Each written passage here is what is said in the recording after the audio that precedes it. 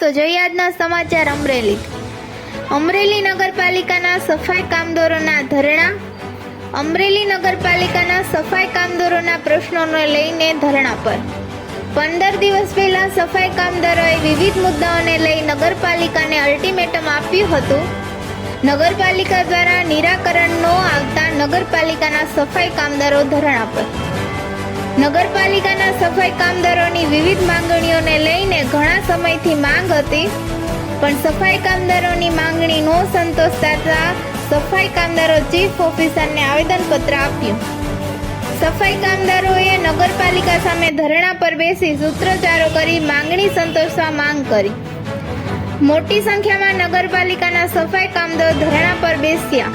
સમસ્ત ગુજરાતના પ્રદેશ પ્રમુખ 9/7/2024 રોજ અમરેલી નગરપાલિકાના ચીફ ઓફિસર અને પ્રાંત કચેરી ખાતે એક અલ્ટિમેટમ આપવામાં આવેલું સફાઈ કામદારોના પ્રશ્નો બાબતે.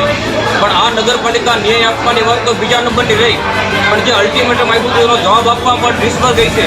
તો આજથી દિવસ 15નું અલ્ટિમેટમ આપ્યું હતું.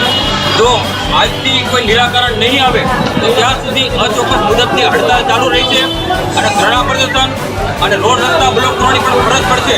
એટલે નગરપાલિકાને વાલ્મીકી સમાજનું શોષણ બંધ કરવાની તૈયારી રાખવી પડશે. જો બંધ નહીં કરે તો ઉગ્ર આંદોલન કરવાની પણ ફરજ પડશે.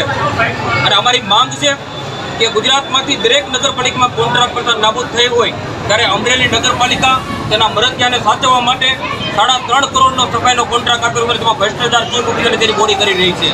ત્યારે આ કોન્ટ્રાક્ટ કરતા એક સુપ્રીમ કોર્ટની ગાઈડલાઈન છે કે આવશ્યક સેવા જે હોય તેને કાયમ માટે જેની જરૂરિયાત હોય તો આવા મુખ્ય વિસ્તારમાં કે જે મુખ્ય માર્ગ હોય ત્યાં સફાઈની કામગીરી કરાવી શકાય નહીં. ત્યારે સરકાર અને આ નગરપાલિકા આખાડા કાન કરીને અમરેલી નગરપાલિકાનું શોષણ કરતી હોય અને તેના વચેટિયાને ખુશ રાખવા માટે આ સફાઈ કામદારો દિન પ્રતિદિન શોષણ કરતી હોય ત્યારે આ શોષણનો અંત લાવવા માટે જે કાંઈ અમારે પગલું ભરવું પડશે નગરપાલિકા સામે, સરકાર સામે, તે ભરવા માટે તૈયાર છીએ. અમરેલી ખાતે આપણે અલ્ટિમેટમ આપ્યું હતું કે કોન્ટ્રાક્ટ કરતા બંધ થાય અને નવી ભરતી કરવામાં આવે, તો છતાંય નગરપાલિકાએ અમને કોઈ આનો જવાબ નથી આપ્યો. એટલે આજે આંદોલનને ફરજ પડશે.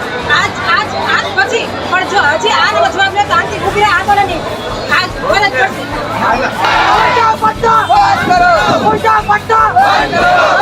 તો ફરી મળીશું એક નવા સમાચાર સાથે.